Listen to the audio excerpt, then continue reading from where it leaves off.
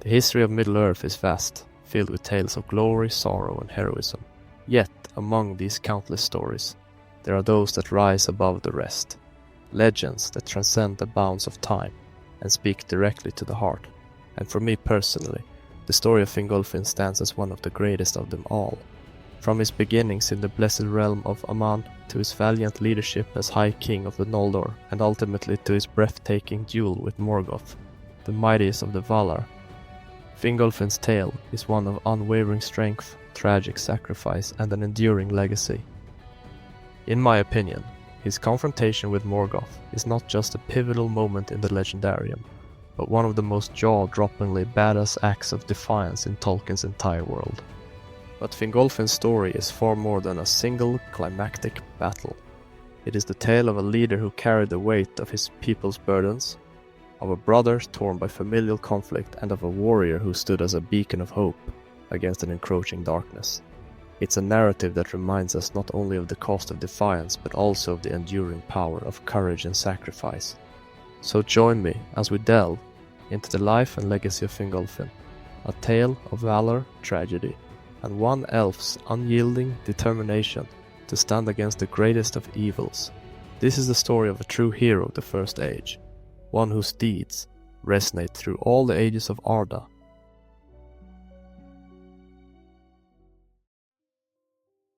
Fingolfin was born in Aman to the Undying lands, a realm where beauty and harmony flourished under the light of the two trees, Lorelin and Telperion.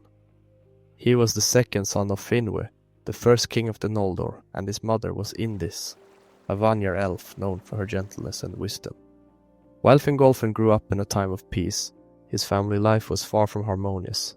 His elder half-brother, Feanor, was born of Finwë's first marriage to Miriel, whose tragic death left a shadow over Finwë and his house.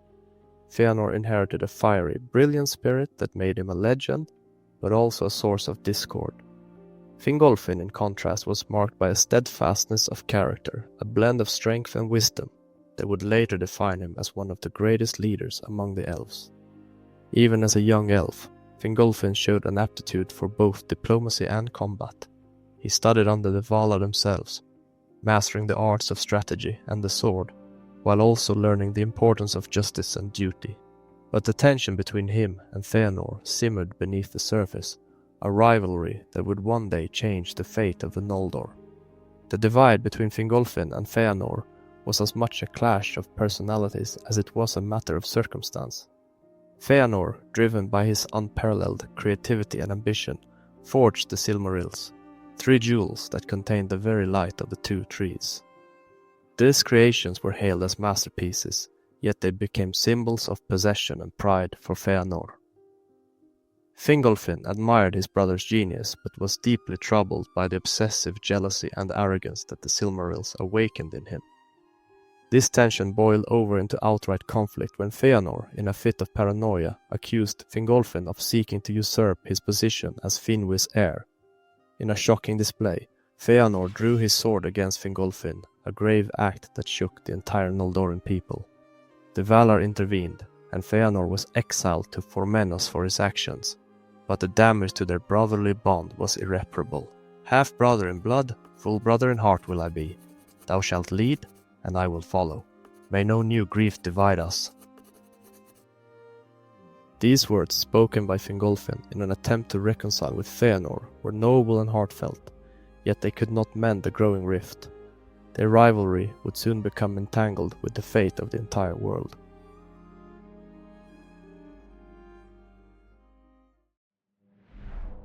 The peace of Valinor was shattered when Morgoth, the fallen Vala, unleashed his malice. In a night of horror he destroyed the two trees, plunged the world into darkness, and stole the Silmarils from Formenos, slaying Finwë in the process. This was a turning point for the Noldor. Feanor, consumed by grief and rage, swore the infamous Oath of Feanor alongside his sons, a vow to reclaim the Silmarils at any cost, defying even the Valar. Fingolfin was horrified by the oath, recognizing its recklessness and danger. When Feanor rallied the Noldor to leave Aman and pursue Morgoth to Middle-earth, Fingolfin made a fateful choice. He chose to follow, not out of allegiance to Feanor, but out of love and responsibility for the Noldor people. He could not abandon them, even as they were led astray by his brother's fiery zeal. But betrayal struck soon after. As the Noldor prepared to journey from Aman to Middle-earth, Feanor and his followers took the ships by force and abandoned Fingolfin's host on the shores of Aman. Fingolfin faced a grim decision. Refusing to be left behind, he led his people across the Helcaraxë, the grinding ice, a deadly wasteland of freezing winds, shifting ice flows and darkness. This march of desperation tested the Noldor like never before. Many perished, and the survivors bore the scars of that journey for the rest of their lives.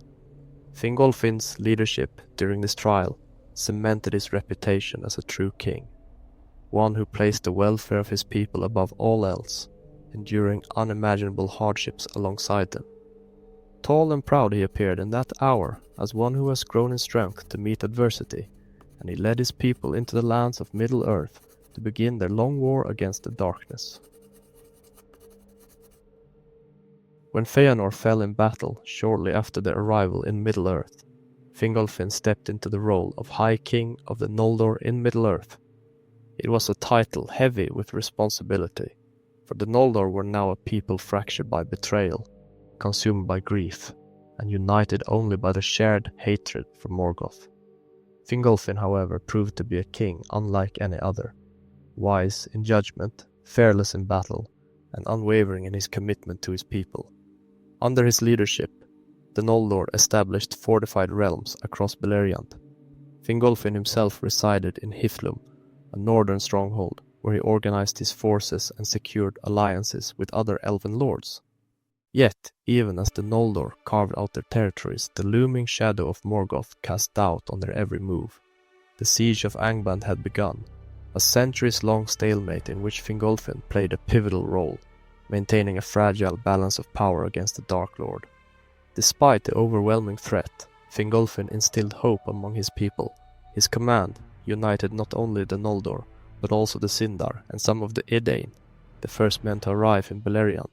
His vision for a united front against Morgoth earned him respect far and wide, solidifying his position as a true leader of free peoples. But the peace of the siege was shattered in the year 455 of the First Age. Morgoth unleashed his fiery wrath in the Dagor Bragollach, the Battle of Sudden Flame. Rivers of fire poured forth from Tangorodrim, engulfing the lands of Ardgallen in destruction. Balrogs and dragons emerged from Angband, bringing chaos and death to the Elves and their allies. Fingolfin's forces, stationed in Hithlum, faced unimaginable devastation. As news of the slaughter reached him, Fingolfin's heart burned with grief and fury. Morgoth had broken the long stalemate, and the dream of reclaiming the Silmarils seemed more distant than ever. Despite his despair, Fingolfin's courage did not falter. He rallied his forces, sending aid to the scattered elves of Beleriand, though he knew the cost would be high. But even the High King had his breaking point. When reports of catastrophic losses reached him, when he saw his people slaughtered, their lands consumed by fire, Fingolfin made a fateful decision. Mounted on his steed, Rochalor, he rode alone to Angband, the stronghold of Morgoth, to challenge the Dark Lord himself. This solitary ride was not only an act of defiance but also a statement. Fingolfin would rather die than let his people succumb to despair. His approach to Angband was a sight to behold, a lone figure against the vast and foreboding gates of the enemy's fortress. Few tales in Middle-earth are as legendary as the duel between Fingolfin and Morgoth. And so Fingolfin reached the gates of Angband. He openly insulted Morgoth, calling him a coward and a tyrant, and demanding Morgoth to come forth. The very mountains trembled, and Morgoth, though he feared confrontation, accepted the challenge. Morgoth had no choice but to answer Fingolfin's challenge. The duel was a clash of titans. Fingolfin, swift and precise, struck 7 grievous wounds upon Morgoth. His sword, Ringil, glittered like ice under the light of the stars, each strike forcing Morgoth to retreat. The High King fought with the ferocity of a cornered lion, his movements too fast for the Dark Lord to fully counter. Fingolfin was mortal, and Morgoth's power was immense. Slowly but surely, the Dark Lord began to gain the upper hand. Morgoth's hammer, Grond, shattered the earth with every blow, creating pits that Fingolfin had to dodge. Finally, exhausted and wounded, the High King stumbled. Morgoth brought down his hammer, crushing Fingolfin. But Fingolfin's sacrifice was not in vain. Though Morgoth triumphed, the wounds inflicted by Fingolfin left the Dark Lord scarred and limping for the rest of his existence. The Elves, inspired by their king's bravery, found renewed strength in their struggle against the Shadow. Fingolfin's legacy endured in the hearts of his people, a testament to his unwavering resolve and his willingness to sacrifice everything for the freedom of Middle-earth. His deeds were immortalized in song, a beacon of hope in the darkest of times.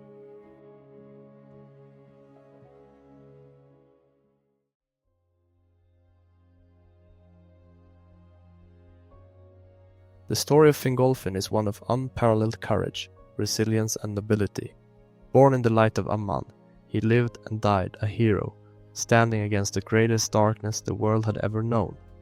His duel with Morgoth remains one of the most iconic moments in Tolkien's legendarium, a reminder of the power of one individual's resolve in the face of overwhelming odds. Who do you think was the most noble character in Tolkien's legendarium? Is there another story you'd like us to explore? Let us know in the comments below. Also, a huge thanks to all the new subscribers and those who have been with us from the start of this journey. This is just the beginning. So much more Middle-earth lore awaits, and we can't wait to share it with you.